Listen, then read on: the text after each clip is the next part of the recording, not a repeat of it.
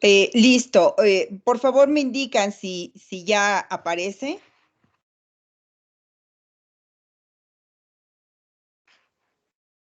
Sí, doctora, ya aparece.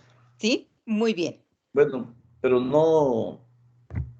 Doctora, le sugiero que ahorita quite la presentación de compartir y deje abierto ya nada más la presentación para que cuando dé compartir pantalla ya se vea la presentación, porque ahorita nada más vemos su archivo. A ver. Entonces déjeme ver si puedo hacer lo que me indica.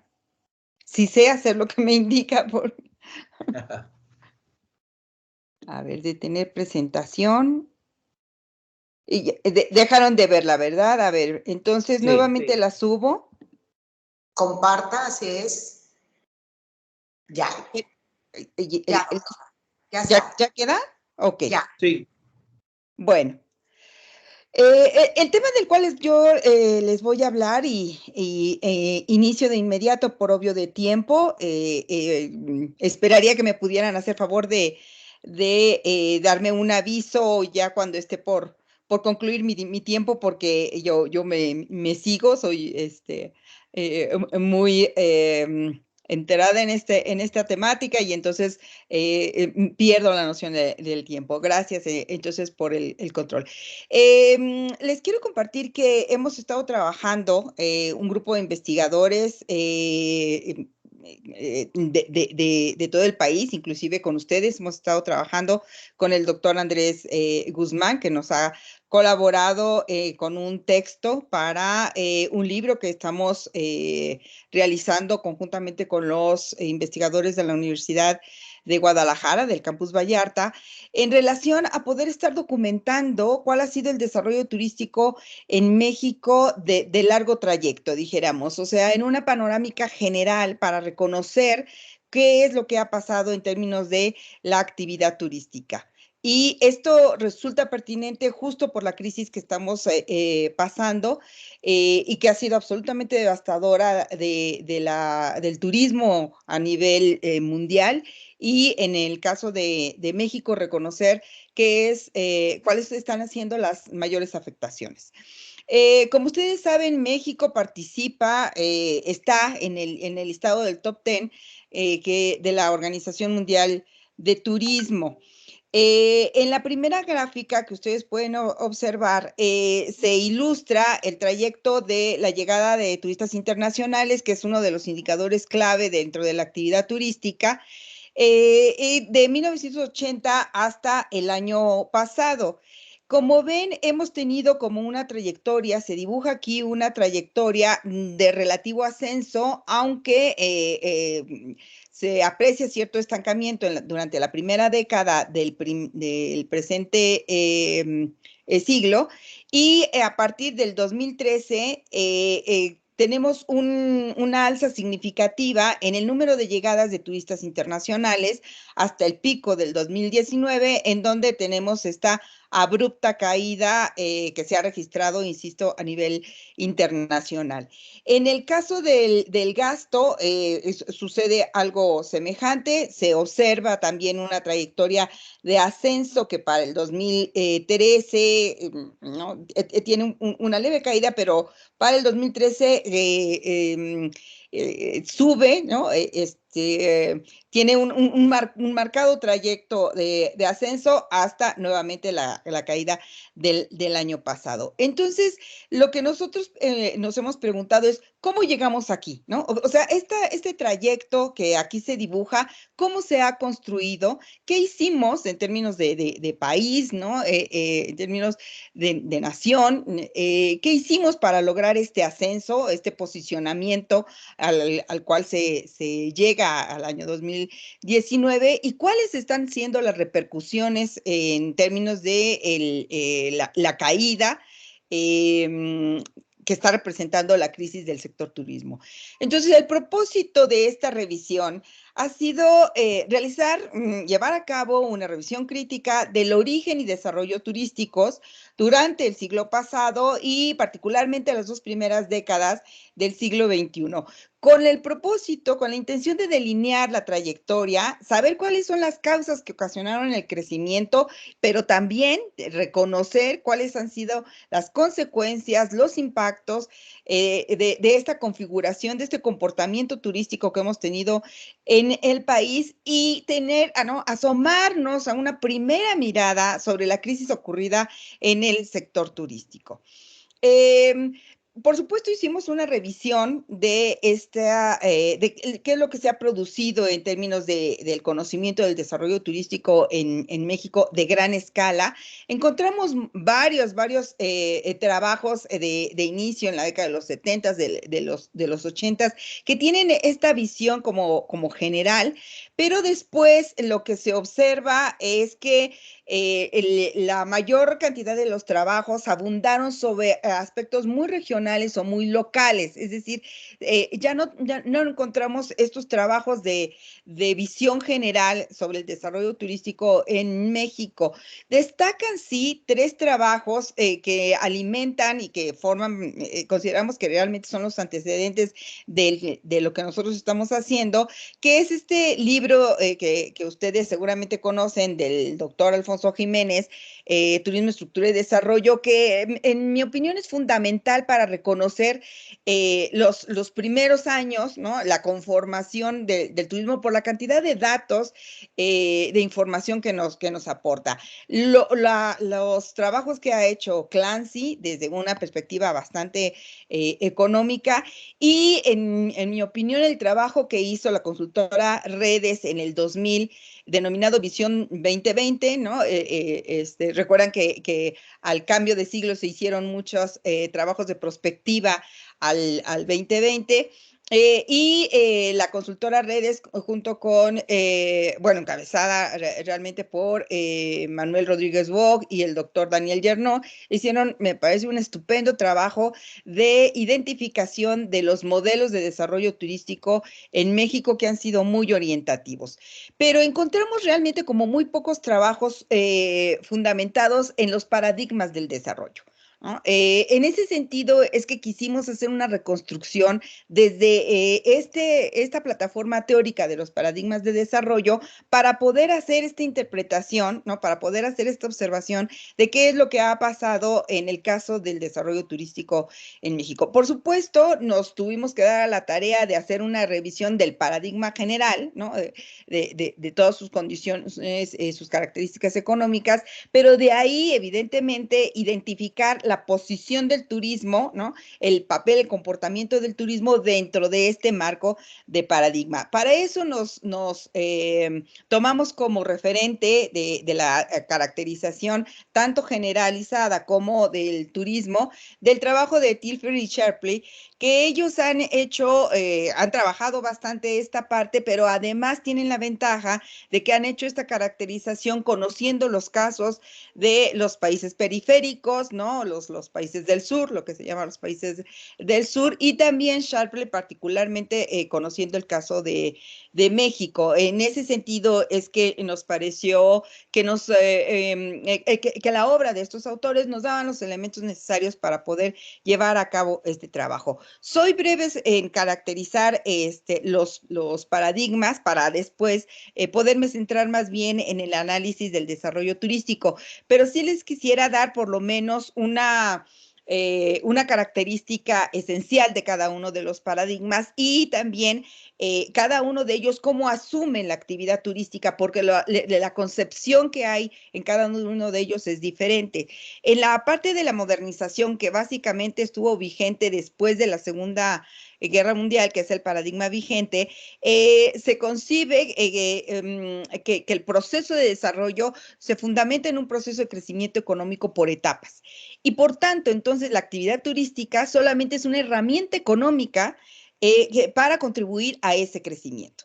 El paradigma de la dependencia, que es un paradigma paralelo, dijéramos, de este paradigma hegemónico de la modernización, se ha trabajado mucho desde América Latina, se trabajó mucho en este paradigma de la dependencia asociado justo con las teorías de centro-periferia y las teorías del subdesarrollo, pero propugna, vamos, su característica fundamental es marcar el desigual intercambio económico y político entre los países.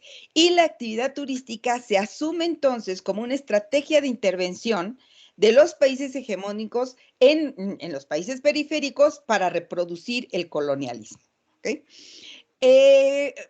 Todos conocemos este modelo que ha sido muy vigente en el caso de México y de América Latina de una manera muy impuesta, ¿no? Por una serie de condiciones de estructura económica internacional, pero el neoliberalismo postula la privatización, desregulación y liberalizaciones económicas, algo que ustedes manejan pues mucho mejor que yo por el campo del doctorado, y la actividad turística entonces se asume como una actividad económica de libre mercado, ¿no? El mercado es el que marca las pautas, las tipologías, el comportamiento, el análisis que se hace sobre el turista que se convierte en un consumidor, ¿no? Es lo que priva desde este paradigma. El modelo alternativo, ¿no? Que surge mucho a partir de la decepción de estos paradigmas anteriores y que se postula en contra, dijéramos, de este paradigma dominante, de este paradigma hegemónico de la desigualdad, que realmente sí se ofrece como un proceso complejo, pero que se centra en el principio, vamos, en el entendimiento de priorizar, de valorizar el desarrollo endógeno, el desarrollo local. Y el turismo entonces adquiere un papel muy a partir de la sustentabilidad, ¿no? Como una práctica sustentable en sus aspectos, no nada más económicos, sino también y fundamentalmente de carácter social y ambiental. La desilusión que se ha tenido al fin del siglo pasado por estos paradigmas de desarrollo que en realidad no produjeron el desarrollo como se tenía esperado, ¿no? El progreso como se tenía previsto, genera todo un conjunto, toda una serie de nuevos paradigmas, de nuevos discursos, ¿no? De nuevas nociones de carácter epistemológico y de corrientes de pensamiento que en el caso del desarrollo se han agrupado como los paradigmas del postdesarrollo. El propio postdesarrollo plantea la validez de todas las culturas, es decir, hay una importancia de todas las culturas sin necesariamente que el foco de atención esté sobre los mayores progresos o crecimientos económicos, sino admitir que aquellas culturas que aparentemente están teniendo un subdesarrollo también tienen una validez y una importancia desde su actuación local y desde su estilo de vida. En este sentido, la actividad turística se asume como una opción que tienen las comunidades y los actores sociales sobre sus espacios territoriales para poder ofrecer, para poder mostrar la riqueza de sus culturas y del conjunto de sus valores. El paradigma del desarrollo humano, que también junto con el paradigma del desarrollo inclusivo, en este momento siguen siendo como muy aspiracionales, pero que están marcando los derroteros actuales de los paradigmas de desarrollo. El desarrollo humano, que implica la expansión de capacidades y libertades individuales para la mejora de la condición humana, no nada más centrado en esa condición económica, sino abarcando toda una serie de aspectos de manera integral. Y el turismo entonces se asume como un campo de confluencia de procesos sociales para enriquecer el capital social y las capacidades organizativas de todas aquellas comunidades para su desarrollo integral. El desarrollo inclusivo que se fundamenta, sí, claro, en un crecimiento económico, pero un crecimiento que reduzca la desigualdad, la pobreza y la exclusión, y no que las incremente, ¿no? No que las alimente, sino que permita un crecimiento como mucho más homogéneo. El turismo entonces se asume como una herramienta transformadora, promotora de la integración social y particularmente desde el consumo ético. Finalmente, paradigma de desarrollo global, que es un poco más como consecuente de la parte del neoliberalismo y que ha prevalecido en la segunda década del siglo, ha estado muy presente, no nada más en términos económicos y globales, sino también en todos los discursos y modelos teóricos de entendimiento de la dinámica mundial, y que consiste en reconocer que las condiciones de las naciones estados se encuentran sujetas a una dinámica mundial para poder hacer frente a una serie de problemas globales complejos. El caso clásico de esto es el cambio climático, ¿no? Entonces, en este sentido, la actividad turística se asume como un sector económico globalizado, dirigido realmente por operadoras multinacionales que son las que en este momento están marcando la industria turística hasta antes de que les llegara la pandemia, ¿no? Bueno, de hecho todavía, pero con algunos estrados. Me centro entonces con esta plataforma teórica, entonces empezamos a hacer una revisión histórica de lo que ha acontecido en el turismo, en el caso del país, desde los paradigmas de la modernización y de la dependencia, que como vimos se dan a un mismo tiempo, pero en el caso de México se expresaron desde modelos concretos de desarrollo. En términos del turismo, las primeras manifestaciones que se tuvieron de un turismo internacional fue realmente en los años 20 en las ciudades fronterizas. Con la ley seca, ustedes recordarán esto históricamente, con la ley seca en Estados Unidos, los norteamericanos que habitaban cerca de la frontera viajaban con frecuencia a las ciudades fronterizas, Tijuana como de manera emblemática, que es la foto que aquí aparece, pero también Mexicali, Ciudad Juárez y Matamoros, para poder realizar el consumo del alcohol y conectado ¿no? con otra serie de actividades que eran permitidas, dijéramos, en la parte de México y prohibidas en la parte de Estados Unidos. Por supuesto, todos conocemos que se rompe una dinámica de movilización general a partir de la Primera y la Segunda Guerra Mundial, y aunque en la década de los 40 en México, cuando ya empieza a observarse en México una estabilidad pacifista, dijéramos, después de todos los movimientos postrevolucionarios, entonces empieza cierta dinámica de la actividad turística hasta llegar a la caracterización del desarrollo estabilizador en la década de los 50 y los 60. El desarrollo estabilizador, denominado en México, se fundamentó, o sea, implicó una política de sustitución de importaciones, que ustedes conocen bien, consideran una economía cerrada, y un mercado interno. Es el momento en el que en México tenemos este crecimiento demográfico, tenemos todo este proceso de industrialización focalizado en ciertas regiones y por lo tanto generando a la par todo un proceso de urbanización que que produce una concentración de gran cantidad de población en ciertas zonas metropolitanas, ¿no? Las 3 zonas metropolitanas que fueron y siguen siendo hegemónicas en México, la zona del centro del Valle de México, la zona de Guadalajara y la zona de Monterrey. Pero es el momento en el que México crece en términos económicos, es cuando se registra el llamado milagro mexicano, y en donde tenemos altas tasas de crecimiento o crecimiento del Producto Interno Bruto con tasas positivas, y también es cuando se conforma cierta clase media, ¿no?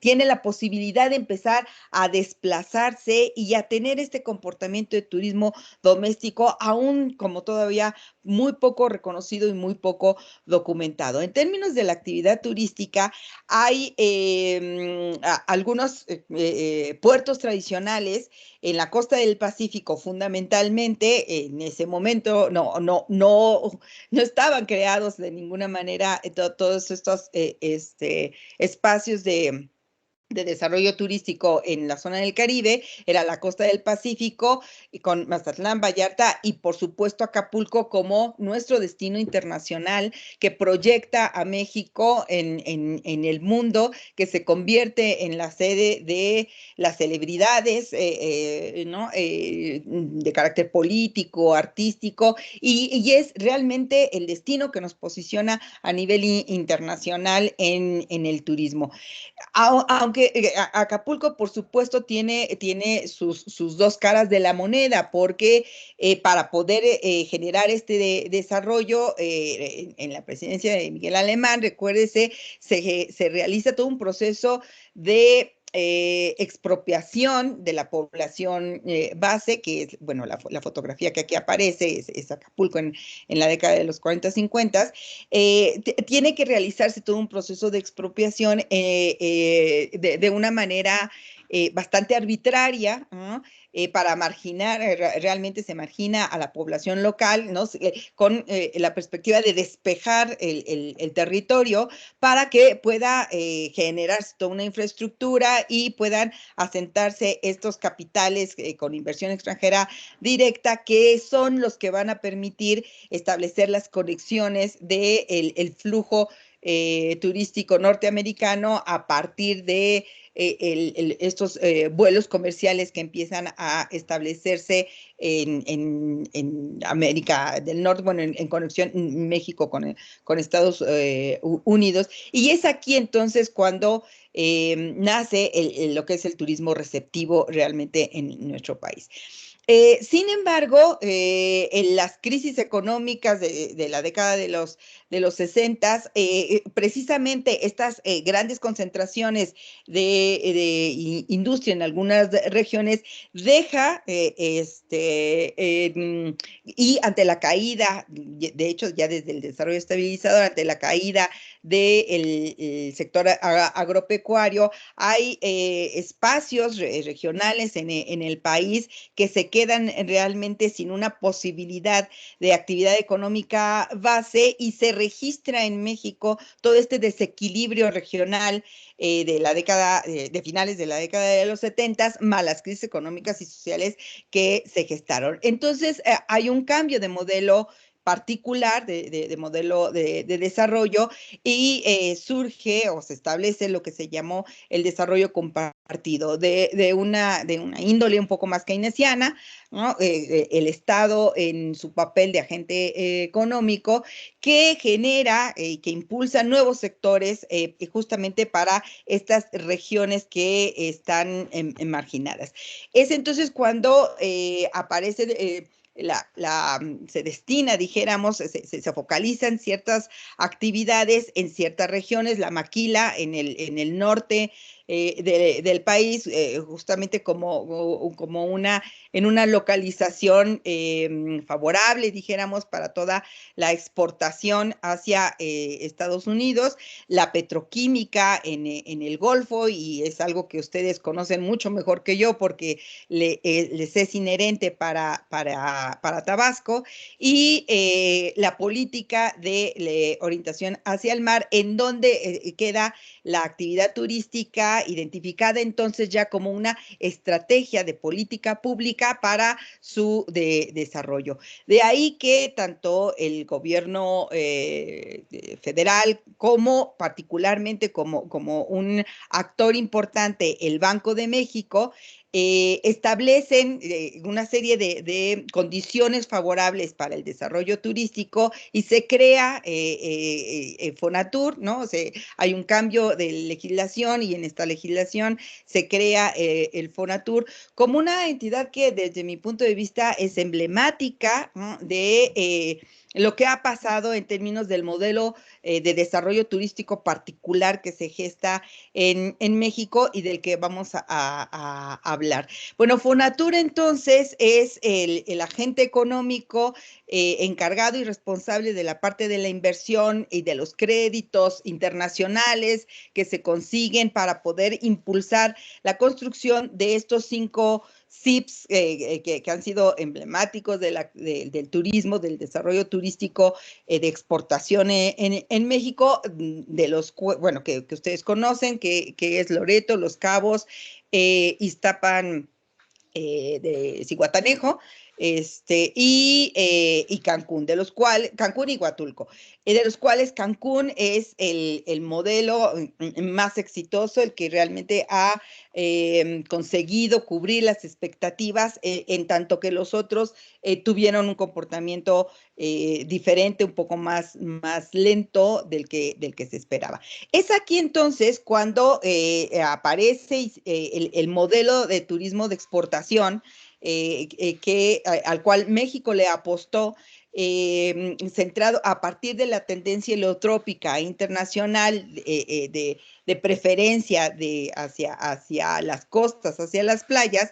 Entonces, México contando con una gran riqueza de costa y de playa, entonces centra su modelo de turismo de exportación con encadenamientos internacionales justamente para poder asegurar este intercambio de turistas internacionales. Y es de esta manera que se crean estos enclaves, ¿no? Estos destinos turísticos, estos CIPs, en realidad fungen como enclaves, puesto que no logran esta reflejo de desarrollo regional, sino que quedan como espacios aislados de su contexto, lo que algunos autores han llamado las unidades del espacio internacional, ¿no? Con condiciones absolutamente diferentes de las condiciones de marginación de su contexto. Conocemos también en la década de los 80s, que es llamada en México la década perdida, por las crisis que se vivieron fundamentalmente por la caída de los precios del petróleo en una economía muy petrolizada como fue la de nosotros y aún sigue siendo la crisis del 82 y del 87, producen un problema económico muy fuerte de devaluaciones, de crecimiento de la deuda externa y sobre todo se dispara, ustedes recordarán, se dispara la inflación que implica entonces establecer una serie de medidas de control, ¿no? Y admitiendo justamente las recomendaciones internacionales para poder establecer, mantener cierto control dentro de la economía, dentro del comportamiento macroeconómico en México. Aquí es entonces cuando tenemos esta contracción del gasto público, hay un cambio nuevamente de modelo económico y nos vamos paulatinamente hacia el neoliberalismo y por lo tanto entonces el Estado se retira como agente económico, hay toda una contracción del gasto y hay una desincorporación de un conjunto de paraestatales que estaban bajo la gestión del Estado. Una gestión que ustedes recordarán bastante mala, bastante deficiente, con muchos tintes de corrupción y que finalmente contribuyeron, dijéramos, a esta crisis económica de los 80s. Pero ahí justo también entonces se van una serie de empresas emblemáticas en ese momento de la actividad turística, ¿no? Como los hoteles y compañías aéreas que tienen que trasladar trasladarse hacia el sector privado para que puedan seguir operando en otras condiciones y ya dentro de un esquema de comportamiento de mercado. Tenemos ahí, recuerden ustedes, los primeros indicios de la apertura comercial. Pero en la década de los 90 es cuando tenemos realmente este afianzamiento del neoliberalismo. Y en el caso del turismo, doy solamente algunos datos para poder pasar más a hablar del fin del milenio, de lo que ocurre. Algunos datos sobresalientes en términos del turismo es el afianzamiento de los hoteles de cadena en este traslado de la hotelería, de las cadenas hoteleras propiedad, de propiedad pública hacia propiedad privada. Distintos capitales que en ese momento tuvieron la oportunidad de poder estar adquiriendo estas empresas y estos bienes, entonces tienen conexiones, muchos de ellas tienen conexiones con inversión extranjera, inversión internacional, que también además hay una diversificación de capitales extranjeros, es cuando llegan a México estas cadenas hoteleras españolas, por ejemplo, el Barceló, el Melilla, que entran a competir en el mercado hotelero en México con las cadenas hoteleras estadounidenses, ¿no? Y ya bastante posicionadas, sin embargo, logran también obtener un mercado significativo.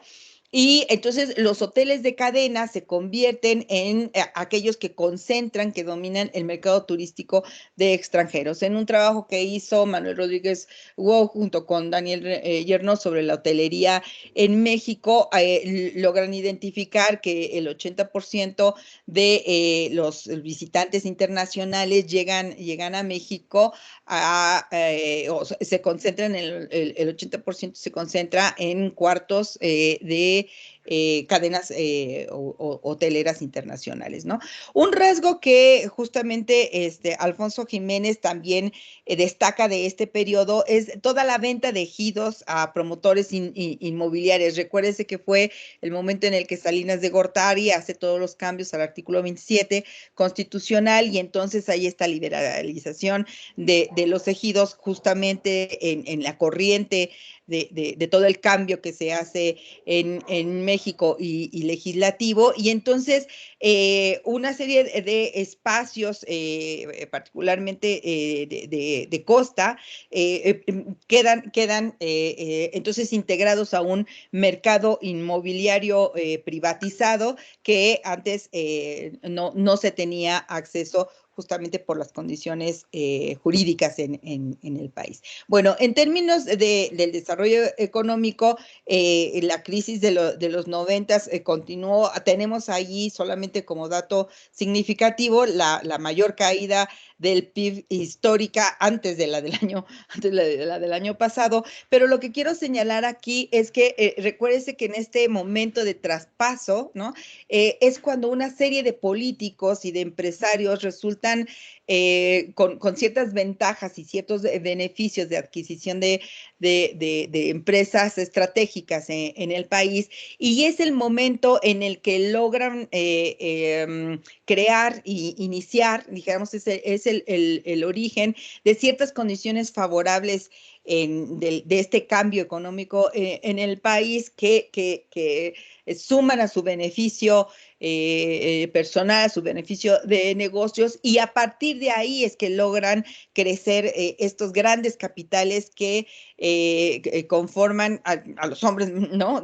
A los hombres más ricos del mundo en esta gran desigualdad que es vigente en el caso de México. Es aquí cuando se crean lo que llama un autor los amos de México. En términos de turismo, es el momento en el que el modelo de exportación queda sólido, dijéramos, a pesar de todo este cambio, Fonatur se mantiene, ¿no? Eso también me parece que es algo de destacar. Fonatur se mantiene y se mantiene evidentemente ya no con el movimiento, ¿no? El margen de maniobra que tenía, la fortaleza económica que tenía, pero sí permanece como agente financiero y particularmente agente inmobiliario. Las acciones que en ese momento se pudieron hacer realmente fueron solamente sostener la infraestructura y los servicios de los centros integralmente planificados y la apertura de nuevos CIPS, como fue el caso de Barrancas del Cobre, no logra concretarse, las condiciones del país no son favorables, pero también las poblaciones de base empezaron a tener un comportamiento distinto a partir de las experiencias de la década pasada en relación o frente a estos megaproyectos de públicos, ¿no? Estatales. Pero también cabe resaltar dos rasgos de este periodo de los 90. Primero, que es en el momento en el que una serie de empresarios de Playa del Carmen, junto con intereses públicos, ¿no? Del Estado, impulsan, a mí me llama mucho la atención porque este impulso viene más bien ya de una visión empresarial, ¿no? Impulsan la creación de la llamada Riviera Maya, ¿no? Como reflejo del éxito de Cancún para replicar este modelo de Cancún y que además ha sido sumamente exitoso como nosotros lo conocemos hasta el día de hoy. Y por otra parte, penetra el discurso de la sustentabilidad, aunque no con la fuerza que se quisiera. Déjenme, no puedo pasar. Ay, perdón, no puedo pasar a la. Ya. Entonces, ¿qué es lo que nos encontramos ya para el cierre del milenio pasado en términos de la actividad turística? En términos de la actividad turística, se observa que hay un comportamiento, sí hay una práctica de desplazamiento del turismo doméstico, ¿no? Crece esta visitación a sitios con valor natural y cultural, pero hay una serie de deficiencias en la parte de los equipamientos. Tenemos una gran segmentación de los destinos, o sea, el espacio está muy marcado en los espacios y los destinos de preferencia nacional, ¿no? Del visitante, del turista nacional, como son los destinos tradicionales de Acapulco, de Cancún, que pierden absolutamente, perdón, de Acapulco y de Veracruz, que pierden absolutamente su mercado internacional, puesto que este mercado internacional se trasladó a los CIPS y que estos CIPS son los que se convierten en los receptores, en los concentradores del mercado turístico internacional. Pero desafortunadamente se le apuesta a un monoproducto de sol y playa que entonces nos permite una escasa diferenciación. Era lo mismo estar en La Paz, ¿no? En Los Cabos, que estar en Zihuatanejo, por ejemplo, o en Iztapas, Zihuatanejo, porque se reprodujo el mismo producto y por lo tanto, ante la competencia internacional de nuevos destinos, también ofreciendo este mismo producto con una serie de mejores condiciones de infraestructura, de calidad de servicios y de precio, entonces disminuye nuestra participación como sector exportador. La actividad turística decrece también comparativamente con la importancia de otros sectores en términos del comportamiento del PIB. Tenemos entonces una menor cuota de mercado y además hay una serie de indicadores que nos dejan ver el deterioro, dijéramos, de nuestra oferta y de nuestra solidez del sector turístico. Por ejemplo, la baja en el gasto promedio, la baja ocupación y la baja estadía y en general la pérdida de competitividad porque tenemos una oferta que para entonces se convierte en obsoleta, en el sentido de los cambios que el consumidor, que el turista, que el visitante empezó a tener, cambió el perfil del visitante a finales de la década de los 90. Un visitante que le empieza a interesar la sustentabilidad, la cultura local, la relación calidad-precio, que empieza a apreciar los valores culturales de las poblaciones, y además un turismo de carácter activo y no de carácter pasivo, como el que la oferta, el producto turístico que nosotros habíamos creado. Al inicio entonces del siglo XXI, se establecen estos nuevos objetivos del milenio, ¿no? En los que el turismo pudiera estar pensando que interviene en algunos de ellos de manera un poco más significativa. Por ejemplo, el fin de la pobreza, el trabajo decente, crecimiento económico, la reducción de las desigualdades, acción por el clima, las acciones por el cambio climático y la vida en general de los ecosistemas ante el deterioro que presenta el mundo, ¿no? Por los procesos de contaminación y las propias actividades humanas antropocénicas que están acelerando supuestamente el calentamiento global.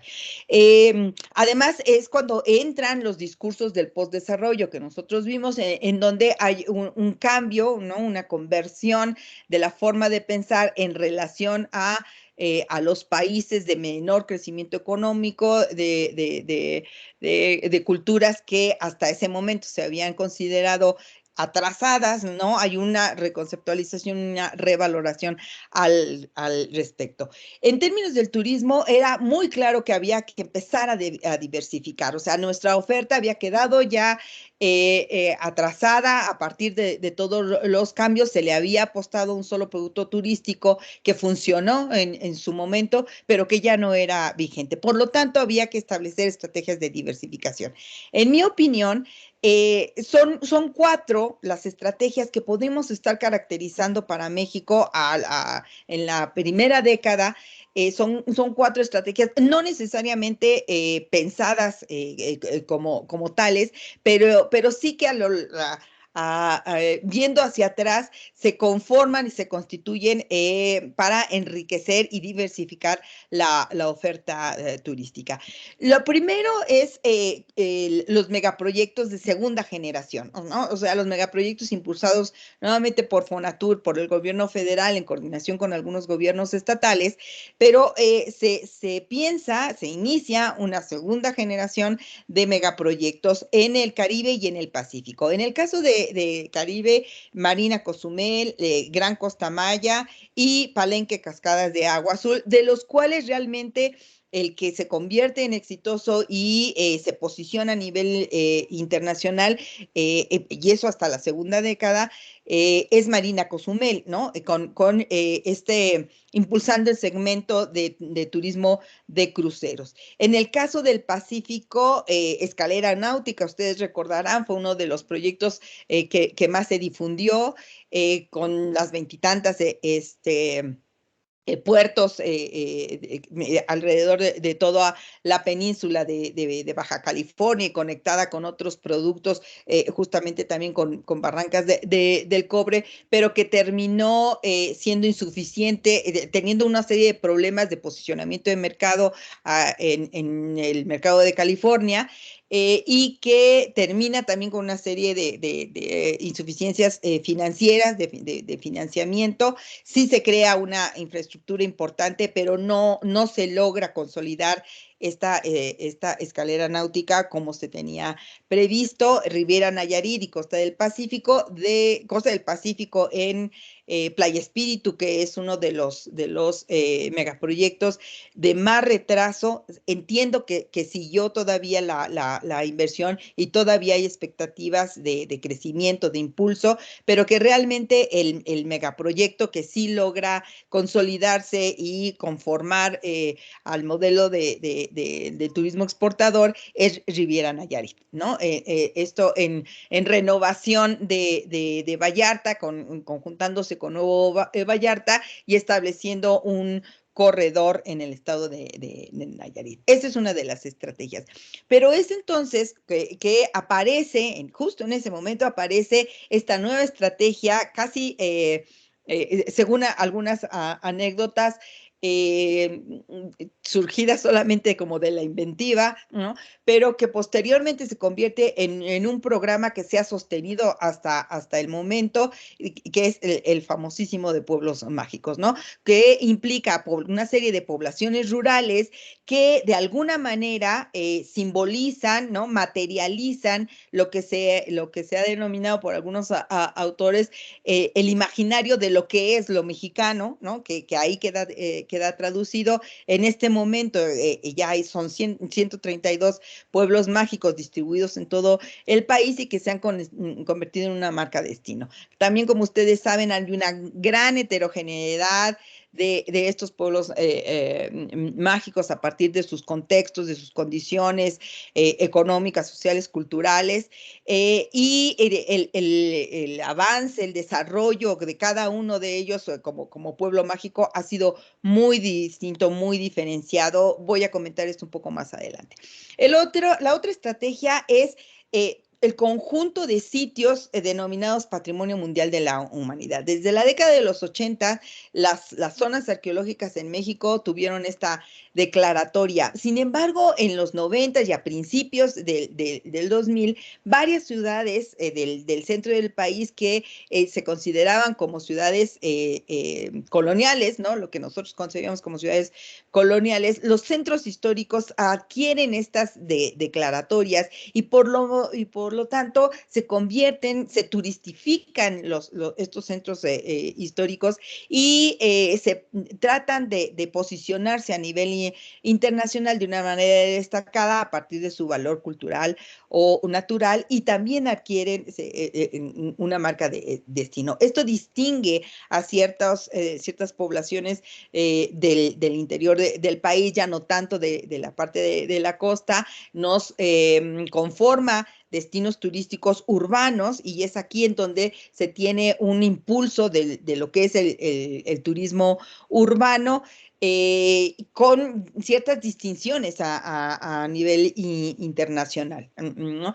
De aquí el destacado caso, por ejemplo, de San Miguel de Allende, que por no sé, desde el 2016, 17, 18, empiezan a destacar como un destino internacional importante, muy competitivo inclusive con los centros turísticos de playa. Y por último, una estrategia que no se conforma como tal en un programa unificado, sino que más bien son una serie de programas de desarrollo social impulsados desde el sector público, que contienen dentro de sus apoyos, se conciben dentro de estos apoyos a la actividad turística, encaminando ciertas fuentes de financiamiento a regiones muy marginadas en el país, en donde fundamentalmente hay comunidades, son asentamientos de comunidades indígenas, pero que tienen una gran riqueza de carácter cultural y natural, muchas de ellas asociadas a las áreas naturales protegidas en México. Entonces, se convierte esto en un conjunto de productos, de sitios que impulsan y que articulan una corriente importante del turismo de naturaleza. En un inventario, en un estudio realizado por Gustavo López Pardo de la UNAM y Berta Palomino del Politécnico, financiado por Sectur, hacen un estudio a nivel nacional, un inventario de estos, y ellos identifican más de 3,000 de ellos, muchos de ellos muy incipientes, ¿no? Con una serie de limitaciones, pero que logran distinguirse justamente para poderse distinguir aquellos que han quedado de manera más consolidada. Se crea la marca de paraísos indígenas que responden a esta lógica de estos proyectos ecoturísticos. La parte de la globalización, el modelo de globalización en el caso de México, yo solamente quiero comentar algunos rasgos para después dar paso ya a un análisis sobre los impactos de todo esto. Hago notar que como parte de la globalización y del comportamiento turístico en México, la creación, la consolidación de estos grupos turísticos internacionales, de cadenas hoteleras transnacionales, que a través de los sistemas computarizados de reservaciones se encuentran concentrando en este momento realmente todo el movimiento de alojamiento. Y que son empresas que han también diversificado sus alcances a través de conexiones con empresas inmobiliarias, y se han diversificado en algunos servicios de entretenimiento. El otro rasgo que es muy representativo de la globalización en el caso del turismo son las operadoras turísticas, las JTA, que se han convertido en centrales de reserva multiproducto y multiempresa, que justamente durante la pandemia más que nunca centralizan la comercialización de productos turísticos completos y disminuye de verdad el margen de maniobra de los establecimientos independientes, si es que no están en este momento conectados con estas plataformas, tienen una desventaja competitiva de mercado y cada vez más acentuada. Y por último, este fenómeno de la economía colaborativa, que si bien se supone que forma más, es una expresión de iniciativas del sector, de la población civil, ¿no? Inclusive del sector social, sí tienen esta gran dependencia de plataformas online, ¿no? Y por lo tanto,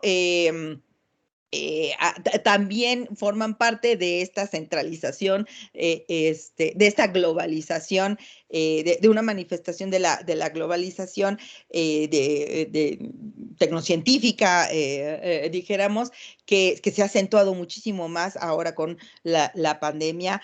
Y que ha incrementado la conformación de redes de quienes suministran y de los usuarios. Entonces, ¿qué es lo que tenemos? Ya para ir llegando a los resultados, a los hallazgos generales. ¿Qué es lo que tenemos?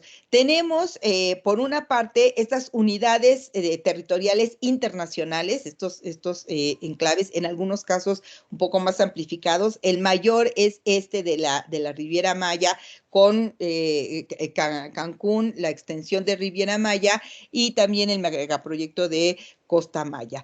El otro corredor que es Riviera Nayarita, que está integrando Nuevo Vallarta, pero también algunas manifestaciones en Baja California y algunos puntos como más aislados de Iztapas, Zihuatanejo y de Huatulco. Tenemos aquí territorialmente concentradas las ciudades patrimonio, como ciudades coloniales, que a través de un proceso de turistificación de sus centros turísticos se sumaron al mercado, ¿no? A la oferta de las actividades turísticas. Los pueblos mágicos, que podemos observar perfectamente, están distribuidos a lo largo de todo el país, que fundamentalmente el programa implica una inversión en infraestructura y remodelación física, y que sí ha logrado ciertos encadenamientos productivos, pero que en un estudio en una serie de 5 volúmenes que ya han producido investigadoras de la Universidad Metropolitana, documentando con muy distintos autores y documentando más de 90 casos de estudios sobre pueblos mágicos, han logrado identificar que estos encadenamientos están uno de los problemas que se tienen es que están cooptados, dijéramos, beneficiamos han sido de beneficio de grupos de poder público y de cacicazgos locales, que justamente es una de las grandes críticas al programa de funcionamiento de los pueblos mágicos. ¿Por qué? Porque ha caído entonces en manejos discrecionales, opacos y sujetos a estos intereses personales, y que desafortunadamente hay muchas evidencias de que la población base ha quedado nuevamente marginada por estos pequeños grupos de poder de carácter local. En la parte de los proyectos ecoturísticos, vemos a través de estos mapas que están punteados estos micronegocios, pero que podemos observarlos perfectamente a lo largo de todo el país. En el estudio que hace López Pardo y Berta Palomino, desafortunadamente ellos concluyen que un muy bajo porcentaje de todos estos proyectos ha logrado mantenerse con éxito, ha tenido una serie de limitaciones en su organización colectiva, hay una gran insuficiencia de capital social por parte de las comunidades para poder desarrollar y sostener estos proyectos ecoturísticos. Hay una insuficiencia económica y por lo tanto siguen dependiendo de los financiamientos públicos que año tras año pueden ir consiguiendo de los diversos programas de desarrollo social, y en este sentido hay como una duda de si realmente entonces estos proyectos se pueden llamar endógenos, puesto que más bien se observa que esta dependencia de los financiamientos públicos está reproduciendo este esquema de procesos de arriba hacia abajo, ¿no? Más bien de carácter exógeno. Bueno, entonces, para ir contestando la pregunta, ¿qué es lo que se encuentra desde la década de los 2000, ¿no? Hasta aproximadamente el 2013, a pesar de toda esta diversificación? Se generan, sí, nuevos segmentos y nichos de mercado, ¿no? En los CIP se abren segmentos, oferta de golf, turismo de bodas, de salud, de lujo, de reuniones y residencial. En los destinos tradicionales, algunos de ellos, el caso emblemático de Vallarta, se abren a nuevos mercados, por ejemplo, el de LGBT, Acapulco, el de los Spring Breakers, Iztapa, Zihuatanejo, del turismo social. Los pueblos mágicos, los proyectos ecoturísticos y las ciudades coloniales, concentrando mucho o promoviendo mucho el turismo cultural, el de naturaleza, el étnico, el turismo oscuro, el urbano, el rural. Pero pese a todo esto, hay como un estancamiento. Ustedes ven, el crecimiento realmente no es significativo, sino a partir del 2013. ¿Qué es entonces lo que pasa aquí? ¿Cuáles son estas causas del crecimiento? El Banco de México hizo una declaratoria en un boletín de prensa, hizo una declaratoria para explicar este crecimiento. Y las razones que establece son las siguientes. Primero, hay más visitas por la mejora económica de los Estados Unidos. O sea, Estados Unidos tiene un momento ¿no? de desarrollo, de abundancia, y por lo tanto, entonces, hay mayores posibilidades en las familias para poder generar un gasto de desplazamiento hacia México. El segundo es que también México ofrece económicamente una condición favorable por la depreciación, la fluctuación del peso frente al dólar, y entonces eso se activa como un incentivo para el desplazamiento de norteamericanos hacia nuestro país. Y también dijo el Banco de México que se registraba una disminución de la percepción de la inseguridad en la frontera norte, y por lo tanto una reactivación del turismo fronterizo del norte del país, que a finales de la década, de la primera década, había disminuido el turismo fronterizo, y que en los primeros años de la segunda década empieza a... En realidad, pero ¿por qué el Banco de México tuvo que salir a dar estas explicaciones? Bueno, lo que sucede es que tanto de parte de la sociedad civil, expresada a través de distintos medios de comunicación, a través de la prensa, por ejemplo, de radio, de entrevistas, y también en el propio ámbito académico, hay dudas sobre la veracidad de las cifras, ¿no? O sea, de un día para otro empezamos a tener un crecimiento sostenido y aumentamos, bueno, es más, de un año para otro aumentamos 5 millones de llegadas internacionales a México sin que en realidad se notara como un cambio drástico en las condiciones del turismo en el país. Entonces, ¿qué había sucedido? Una cosa que sí cabe resaltar, y que esto es una suspicacia particularmente de su servidora, es que hubo un ajuste estadístico en la metodología para medir la migración. Es decir, retomo esta gráfica. Esta línea verde que ustedes ven es el número de visitantes, ¿no? Muchos de ellos de cruce fronterizo solamente por unas horas en la frontera norte, es el número de visitantes. La línea roja, como les he estado mencionando, implica los visitantes los turistas, realmente lo que se considera los turistas internacionales, es decir, los que sí pernoctan en el territorio mexicano, y los visitantes se supone que es la suma de los que sí pernoctan más los que están solamente algunas horas en el cruce fronterizo, es decir, en el territorio mexicano, y se regresan a Estados Unidos. Entonces, como ven, hay un gran margen, hay unas cifras muy amplias en este sentido. Entonces, lo que hizo el Banco de México no tanto fue que cambia la metodología, sino que, según me comentaron algunos integrantes de la administración pasada, lo que sucedió es que se cambia el número, se amplía los sitios en donde se realizan los levantamientos de información en la frontera, y además el número de veces al año que se realiza este levantamiento de información. Y desde mi punto de vista, entonces, este ajuste estadístico en la metodología es propicio para que podamos obtener un incremento sostenido hasta rebasar los 40 millones y llegar hasta 45 millones de llegadas internacionales en, no sé, 6 años, una cosa así. Pero, claro,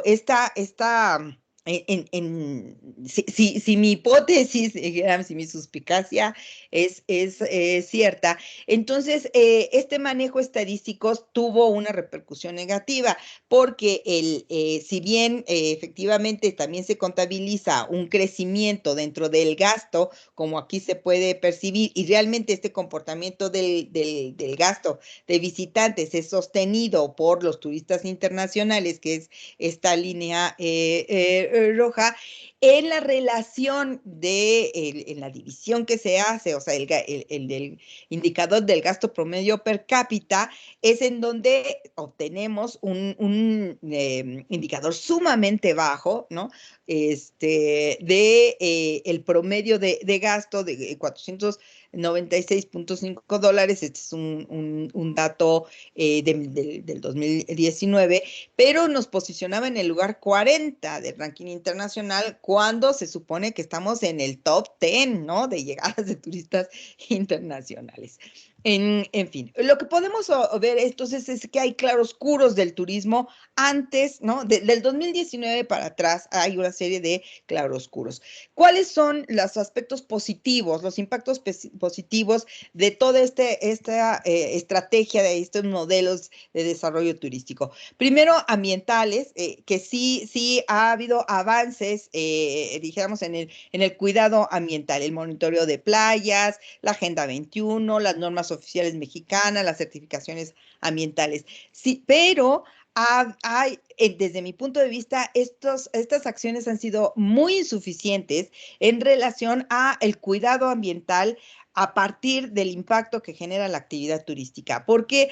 Porque la sustentabilidad, las estrategias, la política de sustentabilidad que hay en México es autorregulativa. Quiere decir que es voluntaria, ¿no? O sea, y sí impulsada por una serie de elementos, de factores, pero finalmente es voluntaria. No hay una obligatoriedad jurídica como la hay, o mucho más restrictiva como la hay en otros otros países. Y esto ha propiciado el avance de una serie de impactos de carácter negativo. El estrés hídrico, la pérdida de cobertura forestal y de manglares, la extinción de especies amenazadas, la falta de tratamiento de residuos sólidos y agua residual, la contaminación, etcétera, ¿no? O sea, estas manifestaciones que nosotros vemos en las áreas naturales protegidas, en los pueblos mágicos, en las costas, particularmente de los destinos turísticos. Y por el otro lado, dijéramos que por el lado de por aspectos económicos y sociales, está el punto de la equidad. ¿Cuáles han sido los aspectos positivos? Efectivamente, por supuesto, hay una derrama económica generada por una serie de divisas del turismo internacional y también por este traslado que hace el turismo doméstico de regiones de mayor ingreso a regiones de menor ingreso. Sí hay indudablemente una derrama económica, sí se han generado oportunidades de empleo.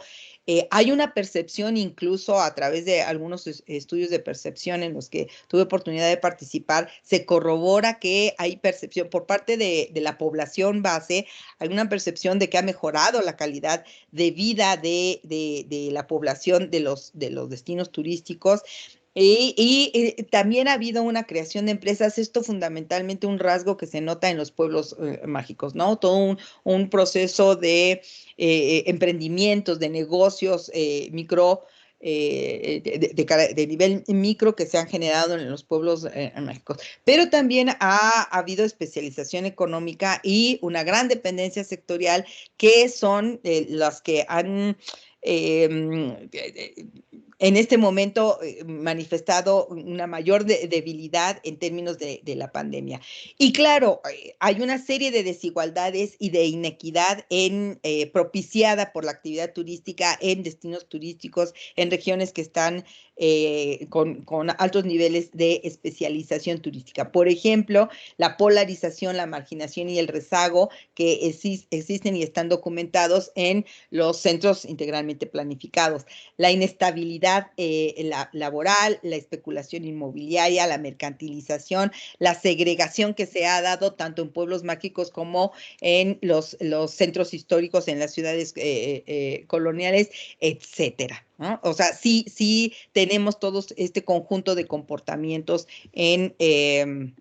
a partir de estas estrategias y de este desarrollo. Entonces, ¿cuáles son las críticas al modelo turístico en México? Que ha tenido, digo, algunas de las generales.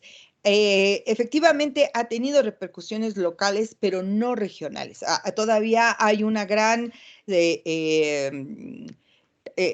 suspicacia, vamos, ¿no? Hay señalamientos y hay estudios de que no ha habido esta expansión regional y que involucre las comunidades marginadas en torno a estos grandes desarrollos turísticos, particularmente del Caribe. El otro elemento es que sí hay empleos, sí se generan oportunidades de empleo y mejora de la calidad de vida, pero el empleo es de carácter precario, ¿no? O sea, el modelo de empleo que ha caracterizado muy bien Ernest Cañada, tiene una serie de elementos de subcontratación, en algunos casos de informalidad, ¿no? De flexibilidad, que no permiten considerarlos como trabajos o empleos de calidad. Y la inversión del sector público en realidad no ha mitigado la pobreza. O sea, este caso de los proyectos ecoturísticos es muy claro de que han proliferado en estados de gran marginación y de pobreza que siguen teniendo este comportamiento y que además se ha incrementado a partir de la pandemia. Entonces tenemos este gran dilema en términos del desarrollo turístico en México. Por una parte tenemos estos enclaves excluyentes, pero que sí han contribuido al crecimiento macroeconómico, y por otro lado tenemos los productos alternativos para el desarrollo micro, integral y humano que están concentrando, dijéramos, o están siendo los que materializan estos modelos de desarrollo del post-desarrollo, pero que son absolutamente insuficientes realmente para sostener un sector turístico a nivel macro. Entonces tenemos este dilema entre los desarrollos exógenos y los desarrollos endógenos. En este trance, al 2019, tenemos nuevamente un cambio de modelo de desarrollo que yo le estoy llamando ahorita alternativo, pero que viene a bien, según lo que yo he rastreado, las declaratorias, se le ha denominado como modelo de economía moral. Lo que sí queda muy claro es que como parte de los principios está el bienestar social y el desarrollo humano. Este cambio de modelo ante una inconformidad social caracterizada fundamentalmente por la inseguridad, la violencia, la corrupción y el narcotráfico. El gran problema desde mi punto de vista que hay que priorizar es el asunto de la pobreza, el asunto de la desigualdad, el asunto de la inequidad. El dato del 2018 en México es el último dato consolidado de la medición de la pobreza. Y efectivamente se dice que ha disminuido, ¿no? Que en esta década disminuyó la pobreza en términos relativos, pero en términos absolutos la pobreza ha crecido, sí tuvo una baja ciertos años, pero al impacto, bueno, aquí no está, no sé, perdón, aquí no se observa bien porque me está tapando esta otra, pero estas son los últimos años, esta es la proyección al 2020, este 2019, 18 y etcétera.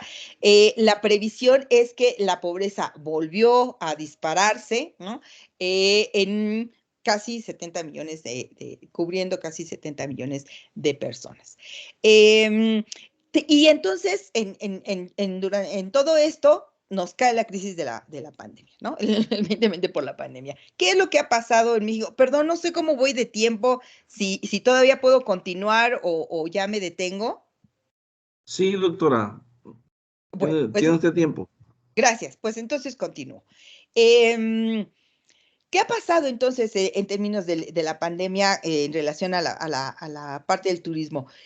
Como ustedes saben, el turismo a nivel internacional ha sido uno de los sectores que se ha fragmentado en mayor medida. Ha tenido un impacto brutal, ¿no? En términos de la sinergia que llevaba la actividad turística. En el caso de México, obviamente ha habido graves pérdidas. La caída que hemos tenido del PIB por actividad económica, los sectores que mayor caída han tenido son el sector de los servicios de entretenimiento y el sector de alojamiento y alimentos y bebidas, ¿no? Son los que tienen casi el 50% de disminución de la actividad económica, y eso distingue a la actividad turística, al sector turístico, del resto de las actividades económicas. Por supuesto, ha sido devastador para los hoteles, las aerolíneas, algunas de ellas están en un proceso de quiebre financiero, ustedes lo saben, ha salido en las noticias, y claro, los cruceros, el turismo de cruceros, que nos ufanábamos de tener el puerto de mayor movimiento mundial de cruceros, justamente en Cozumel, paralizado, ¿no? Este sí quedó absolutamente paralizado. Muchas muertes de establecimientos y pérdidas de empleo, particularmente y de manera sobresaliente en Quintana Roo y Baja California Sur. Y en el caso de Guerrero, que también tiene una economía muy sectorizada al turismo, la presencia de la informalidad laboral, el mayor nivel, el mayor índice de informalidad laboral se registra en el estado de Guerrero, que es un estado netamente turístico. No obstante, todas estas graves pérdidas, en el caso del turismo en México, tuvo una caída menor que el promedio internacional, ¿no? El promedio internacional llegó a 74%, menos 74%, y en el donde nosotros llegó un poquito menos de menos 40 y tantos por ciento. Aparecía en la primera lámina.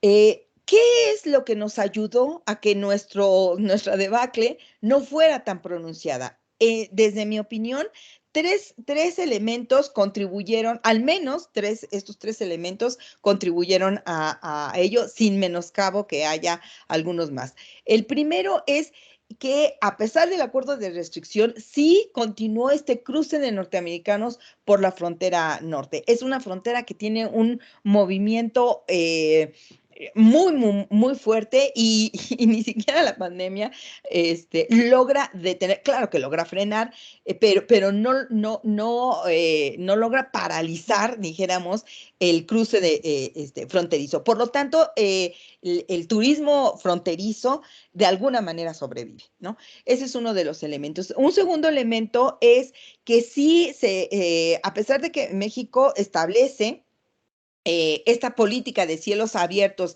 y que eso tiene una serie de cobros o de inconvenientes en términos de las personas, la movilidad de las personas con libertad y que repercute finalmente en cuestiones de salud y de propagación del contagio en algunos espacios. Esta política de cielos abiertos fue favorable para establecer estos corredores turísticos que la Organización Mundial del Turismo y la WTTC el año pasado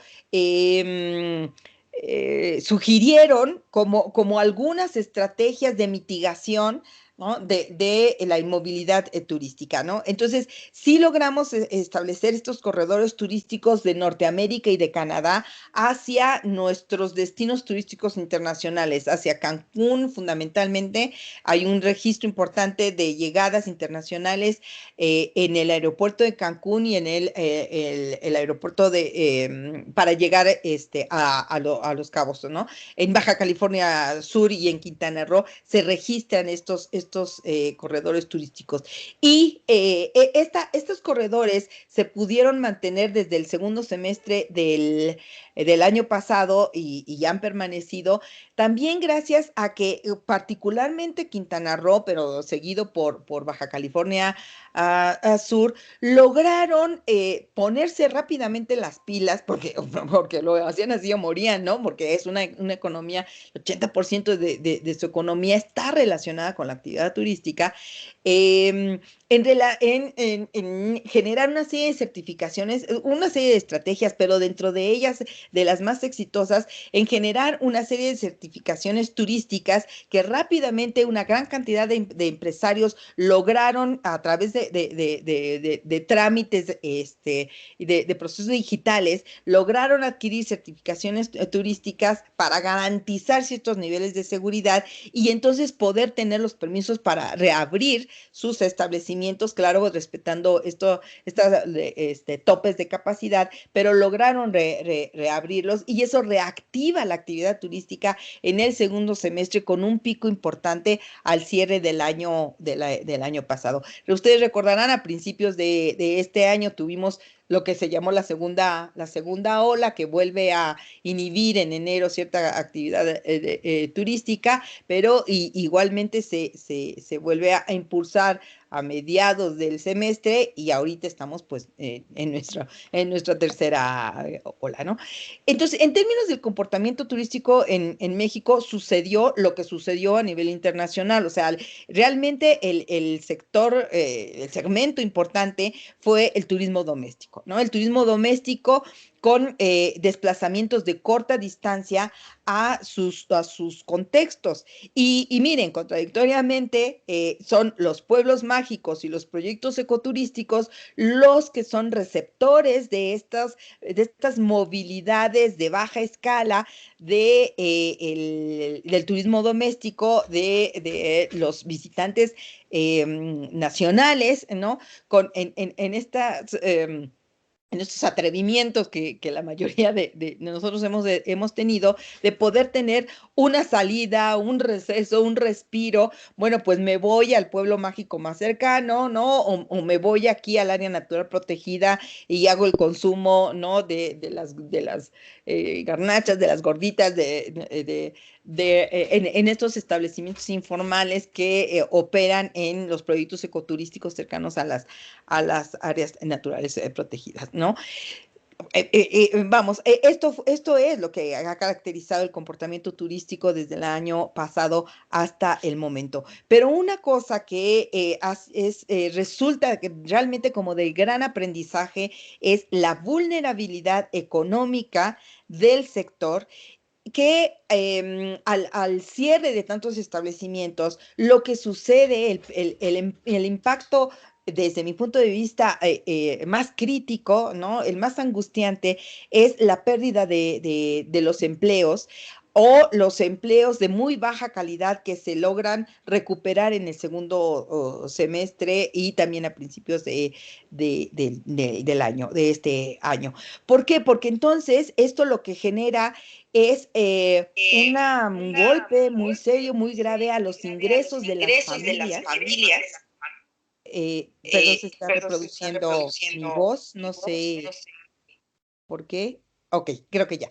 Y por lo tanto, entonces encontramos una nueva generación, ¿no? De pobres, es decir, personas que todavía en el 2019 tenían un determinado ingreso que les permitía mantener una calidad de vida, un cierto sostenimiento, un cierto bienestar, y que abruptamente lo pierden, ¿no? Sin estar preparados para ello, y los desplaza, ¿no? Caen dentro del estrato socioeconómico y los desplaza a una condición de pobreza para la cual no estaban preparados. Ahora, esta condición, estos nuevos pobres, este segmento de nuevos pobres, no nada más, que eso es lo que me parece muy significativo, no nada más sucede en América Latina, no nada más sucede en los países periféricos, sucede también en los países, los llamados desarrollados, sucede en Estados Unidos, en España, en Polonia, en Italia,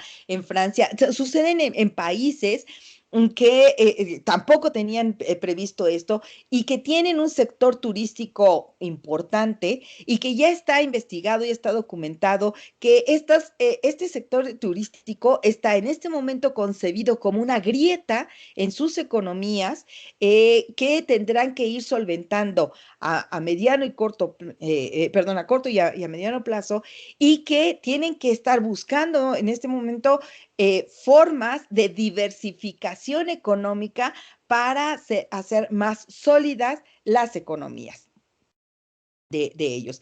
El caso de México, solamente un ejemplo, ¿no? En la parte para muestra un botón, la composición del sector terciario, la actividad económica, la ciudad, porque este es el del ENOE, y está por ciudades, la ciudad que tiene una mayor concentración en una actividad económica es Cancún, ¿no? Y tiene inclusive, como ustedes pueden ver, una categoría específica, servicios de hospedaje y preparación de alimentos con el más alto rango de concentración económica. Y Cancún, también visto en la otra gráfica, Cancún es la ciudad que mayor porcentaje, que tiene la más alta tasa de desocupación del estudio de ciudades a nivel nacional. Si esto no demuestra, no nos queda clara la vulnerabilidad del modelo turístico que tenemos y del sector turístico, entonces es una lección que no hemos aprendido. Consideraciones finales.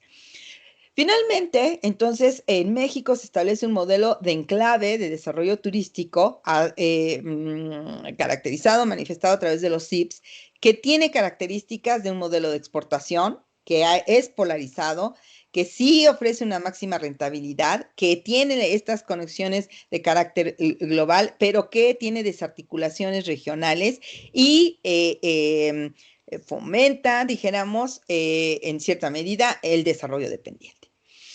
Y también tenemos, por otro lado, de manera emergente, a partir de este siglo, la conformación de un modelo alternativo que sí tiene ciertos rasgos de un desarrollo endógeno y comunitario, fundamentalmente centrado en las poblaciones, los pueblos mágicos y en los productos de naturaleza, el turismo de naturaleza, pero que tiene muy bajos desempeños, que tiene grandes brechas con insertarse en la globalización y que, como ya vimos, aún están distantes de lograr un postdesarrollo integral.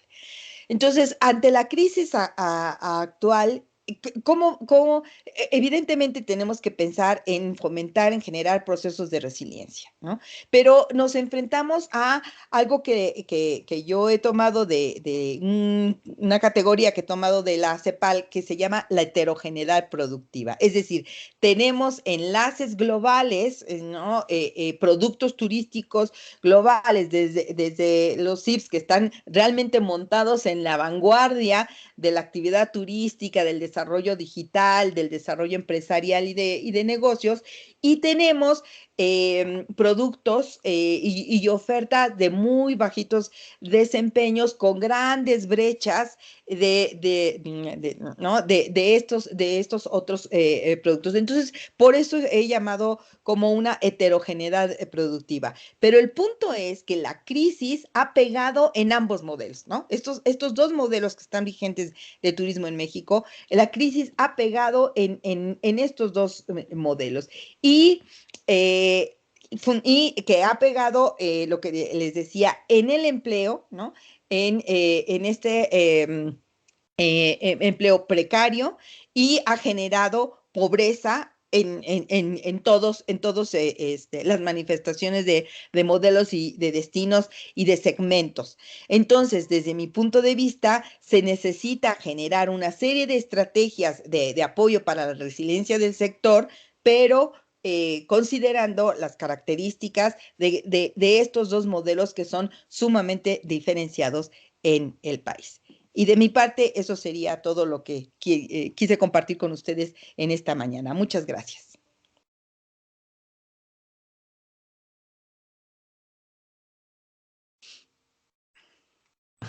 Bien, pues le damos gracias a la doctora Maribel que nos ha apoyado con esta conferencia. Excelente, doctora. Los comentarios se los transmito de los Gracias. compañeros. Muy rica en conocimiento. Y bueno, vayan mis felicitaciones para usted y esperemos tenerla en otra actividad académica en la que podamos hacer ese enlace que tenemos y bueno, pues la gran amistad que tenemos con usted sirva de fortaleza para nuestro doctorado, ¿verdad?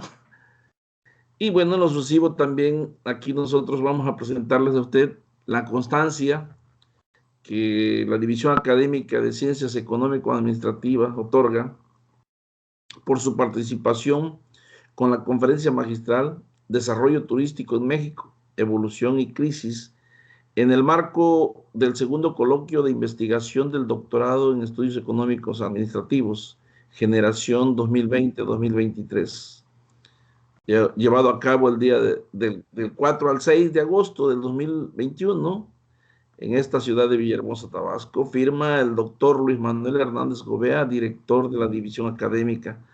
Y pues le transmito, ¿no? De estar presente, seguramente tendría una lluvia de aplausos, porque así es. Pero desde aquí, de corazón, le aplaudimos, doctora, por esta magistral conferencia que nos acaba de impartir. Yo le agradezco a nombre de la División Académica de Ciencias Económicas Administrativas su participación valiosa. Y bueno, esperemos tenerla pronto. Muchas gracias, doctora. Y bueno, gracias a ustedes. de esta manera... Adelante. ¿Sí, doctora? Perdón, solamente para agradecerles, espero que sea retroalimentadora. Sé que la parte de turismo no es realmente uno de los objetos de estudio del doctorado. Ustedes trabajan sobre muchas actividades económicas, pero espero que haya despertado su interés, sus inquietudes, sus reflexiones y acercarlos un poco a esta actividad que, como ustedes ya se pudieron percatar, a mí me apasiona investigarla. Muchas gracias. Sí, le transmito, ¿no? Los compañeros doctorantes y egresados también y maestros, por mi conducto, y usted lo verá, hablan de lo excelente que fue la conferencia para ellos y para un servidor también.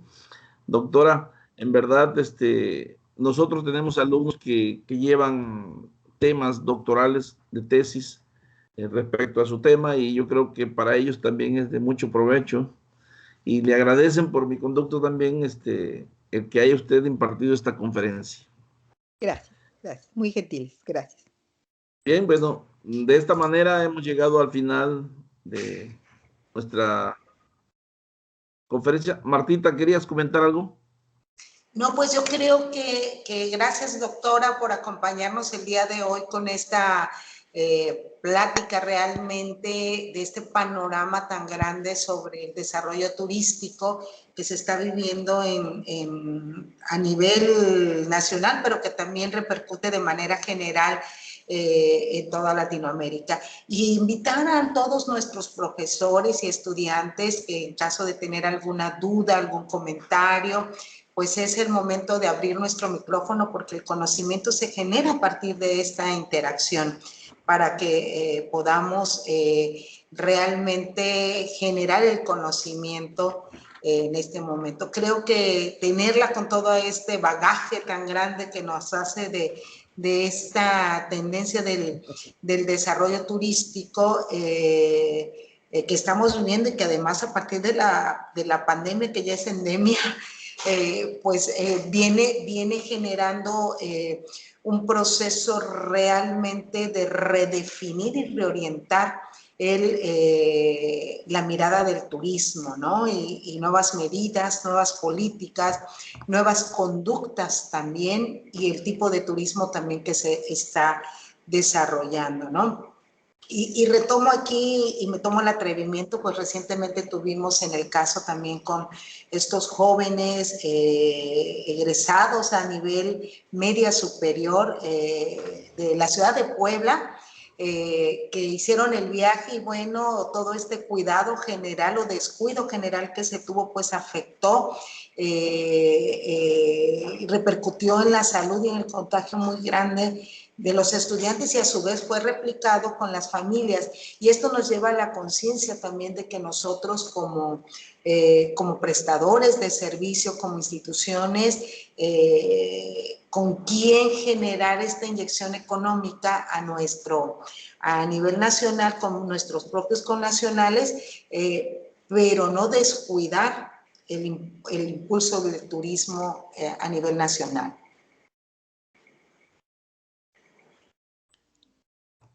Sí, maestra, muchas gracias por el comentario, muy gentil. Gracias. Bien, pues de esta manera damos por concluida nuestra conferencia magistral, y el día de mañana entramos a las predefensas con los compañeros que así van a llevarlas a cabo, y el día viernes tendremos el coloquio ya de manera directa. Bien, pues muchas gracias a todos.